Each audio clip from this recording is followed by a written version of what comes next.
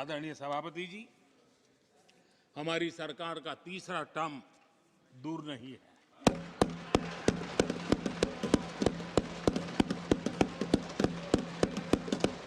कुछ लोग इसे मोदी 3.0 कहते हैं। मोदी 3.0 विकसित भारत की नींव को मजबूत करने के लिए पूरी शक्ति लगा देंगे। आदरणीय सभापति जी, अगले 5 साल में भारत में डॉक्टरों की संख्या पहले की तुलना में अनेक गुना बढ़ेगी। मेडिकल कॉलेजों की संख्या बढ़ेगी। इस देश में इलाज बहुत सस्ता और सुलभ हो जाएगा। आदरणीय सभापति जी, अगले 5 साल में हर गरीब के घर में नल से जल का कनेक्शन होगा। आदरणीय सभापति जी, आने वाले 5 साल में उन गरीब को पीएम आवास जो देने हैं, एक भी वंचित नहीं रहे, इसका पक्का ख्याल रखा जाएगा। अगले 5 साल सोलर पावर से बिजली बिल जीरो। देश के कितने नागरिकों, करोड़ों नागरिकों को बिजली बिल जीरो। और ठीक अगर आयोजन करेंगे तो अपने घर पर बिजली बना करके बेच करके कमाई कर पाएंगे। ये अगले 5 साल का कार्यक्रम है।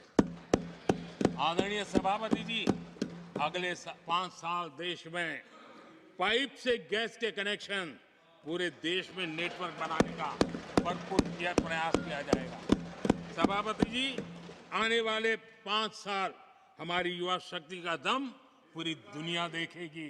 आप देखना आदरणीय सभापति जी, हमारे युवा स्टार्टअप्स, युवाओं के यूनिकॉर्न, इसकी संख्या लाखों में होने वाली है।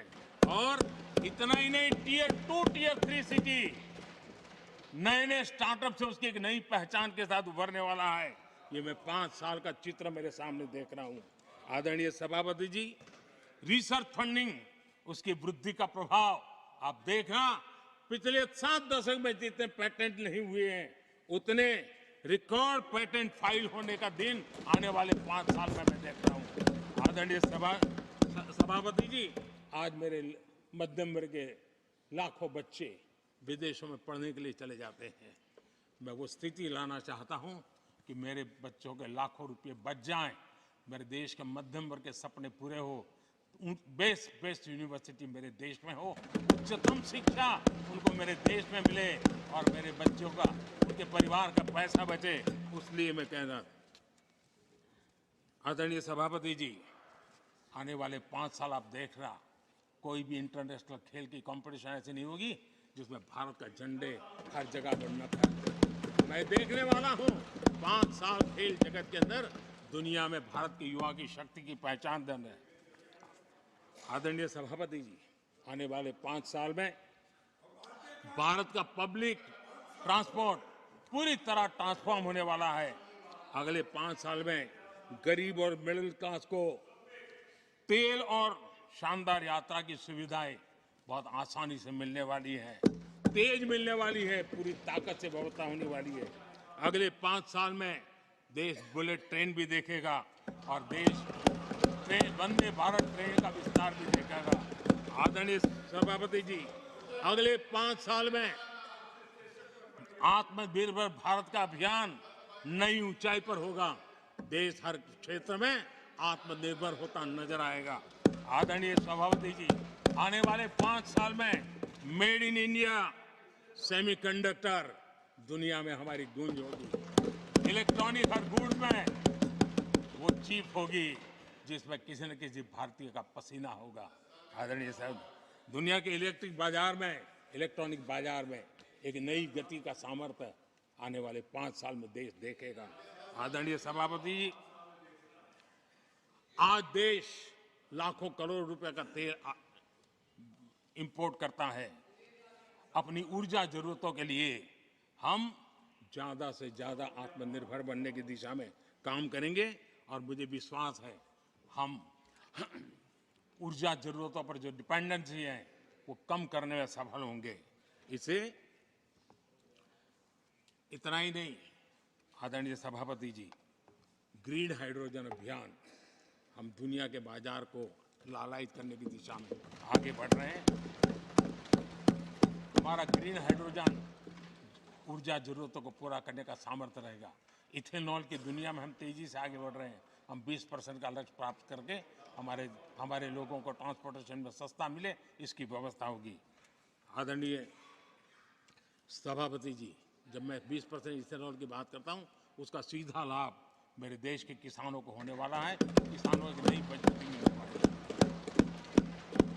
देश के हजारों करोड़ रुपए आज खाद देते हैं। हम कृषि प्रधान देश तो कहते हैं, लेकिन आज भी हजारों करोड़ रुपयों का खाने का तेल हमें बाहर से लाना पड़ रहा है।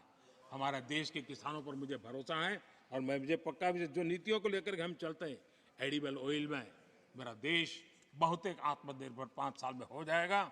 और जो पैसा बचेगा मेरे देश के किसान की जेब में जाएगा, जो आज विदेश के बाजार में जाता है। आदरणीय सभापति जी, केमिकल की खेती के कारण हमारी धरती माँ को बहुत नुकसान हो रहा है। आने वाले 5 साल में नेचुरल फार्मिंग की तरफ देश के किसानों को ले जाने में हम सफलतापूर्वक आगे बढ़ेंगे। एक नया जागृति का काम होगा, हमारी धरती माँ की भी सुरक्षा होगी। आदरणीय सभापति जी, नेचुरल फार्मिंग बढ़ने से दुनिया के बाजार में भी हमारे उत्पादों की ताकत बढ़ने वाली है। आदरणीय सभापति जी, यूएन के माध्यम से मैंने मिलेट का अभियान चलाया। श्री अन्न तक के रास्ते आज हमने उसकी पहचान दी है। मैं वो दिन दूर नहीं देखता हूं, जबकि आने वाले 5 साल में दुनिया के बाजार में सुपर फूड के रूप में मेरे गांव के छोटे छोटे किसानों के द्वारा पैदा हुआ मिलेट, श्री अन्न, दुनिया के बाजार में प्रतिष्ठा होगी, सुपर फूड की प्रतिष्ठा होगी। आदरणीय सभापति जी, ड्रोन खेतों में एक नई किसानों की ताकत बन करके उभरने वाला है। 15,000 ड्रोन दीदी का कार्यक्रम ऑलरेडी हम लॉन्च कर चुके हैं। ये तो शुरुआत है, आगे बहुत सफलता दिखती है। आदरणीय सभापति जी, हम नैनो टेक्नोलॉजी को एग्रीकल्चर में लाने में प्रयोग अब तक सफल हुए हैं। हमने नैनो यूरिया में बहुत बड़ी सफलता पाई है, नैनो डीएपी की दिशा में सफलता पाई है। और आज एक बोरी भर खातर लेकर के घूमने वाला किसान एक बोतल के खातर से काम चला लेगा, वो स्थिति दूर नहीं है। आदरणीय सभापति जी, सहकारिता क्षेत्र में हमने एक नई मिनिस्ट्री बनाई है। उसके पीछे इरादा है कि एक सहकारिता का पूरा जन आंदोलन नई ताकत के साथ उभरे और 21वीं सदी की आवश्यकता के अनुसार उभरे, उसको भी हम, और उसका सबसे बड़ा लाभ, हम 2 लाख भंडारण का काम जो हाथ में लिया है, जब 5 साल के भीतर वो पूरा हो जाएगा, छोटा किसान को भी अपनी पैदावार को रखने की जगह मिल जाएगी। किसान तय करेगा किस भाव से बाजार में बेचना है, नहीं बेचना है। उसको जो बर्बाद होने का डर था वो खत्म हो जाएगा और किसान की आर्थिक ताकत बढ़ जाएगी। पशुपालन और मछली पालन पक्का मैं कहता हूँ नए रिकॉर्ड बनाने वाले। आज हमारे यहाँ पशु की संख्या है, लेकिन दूध की उत्पादन कम है। हम इस स्थिति को बदल देंगे। फिशरिंग एक्सपोर्ट करने की दुनिया में हम बहुत बड़ी तेजी से विकास करेंगे, ये भी मेरा पूरा विश्वास है। हमने एफपीओ की जो रचना का प्रारंभ किया है, अनुभव बहुत अच्छा है। 5 साल के भीतर किसानों की एक नई संगठन की शक्ति और कृषि उत्पादन में वैल्यू की ताकत, ये लाभ मेरे देश के किसानों को अवश्य मिलने वाला है। आदरणीय सभापति जी, G20 की सफलता ने साफ कर दिया है और दुनिया में कोविड के बाद जो खुलापन आया, उस खुलापन का सबसे बड़ा लाभ हमने देखा है कि विश्व का ध्यान भारत की तरफ गया है। और इसलिए एक बहुत बड़ा क्षेत्र टूरिज्म आने वाले दिनों में होने वाला है और जो सबसे ज्यादा रोजगार देने वाला है। आज विश्व के कई देश हैं जिसकी पूरी इकोनॉमी टूरिज्म पर निर्भर है। भारत में भी बहुत से राज्य ऐसे बन सकते हैं जो उनकी पूरी इकोनॉमी का सबसे बड़ा हिस्सा टूरिज्म होगा और वो दिन दूर नहीं है। जिन नीतियों को लेकर के हम चल रहे हैं, भारत एक बहुत बड़ा टूरिस्ट डेस्टिनेशन बनने वाला है। आदरणीय सभापति जी, जिसका हिसाब किताब पहले बहुत कम हुआ करता था, जिसकी बातें सुन करके हमारी मजाक उड़ाई जाती थी, जब मैं डिजिटल इंडिया की चर्चा करता था, जब मैं फिनटेक की चर्चा करता था, तब मैं जरा आउट ऑफ बॉक्स की बातें कर रहा हूं, ऐसा लोगों को लगता था। आउटडेटेड सोच वालों के लिए सामर्थ्य का अभाव था। लेकिन मैं पूरा विश्वास से कहता हूं आदरणीय सभापति जी, आने वाले 5 वर्ष डिजिटल इकोनॉमी की दुनिया में भारत का डंका बजने वाला है। भारत एक नई शक्ति है और डिजिटल व्यवस्थाएं भारत के सामर्थ्य को बढ़ाने वाली है। विश्व मानता है कि एआई का सबसे ज्यादा उपयोग कोई करने का सामर्थ्य किसी देश में होगा तो हिंदुस्तान में होगा। लेटेस्ट से लेटेस्ट टेक्नोलॉजी का उपयोग मेरा देश करेगा। आदरणीय सभापति जी, स्पेस की दुनिया में भारत का नाम रोशन हो रहा है। हमारे वैज्ञानिकों का पराक्रम नजर आने वाला, और आने वाले 5 साल का जो कार्यक्रम है ना, मैं आज उसको शब्दों में बयान नहीं करना चाहता हूं, लेकिन विश्व को अचंभित करने की दिशा में हमारे वैज्ञानिक स्पेस की दुनिया में भारत को ले जाएंगे, ये मेरा पक्का विश्वास है। आदरणीय सभापति, ग्रास रूट लेवल की इकोनॉमी में बहुत बड़ा बदलाव, 10 करोड़ स्वयं सहायता जूथों में हमारी माताएं बहनें जुड़ी हो, और 3 करोड़ हमारी लखपति दीदी, ये अपने आप में हमारे बेटियों के उत्कर्ष की गाथा लिख करते हैं।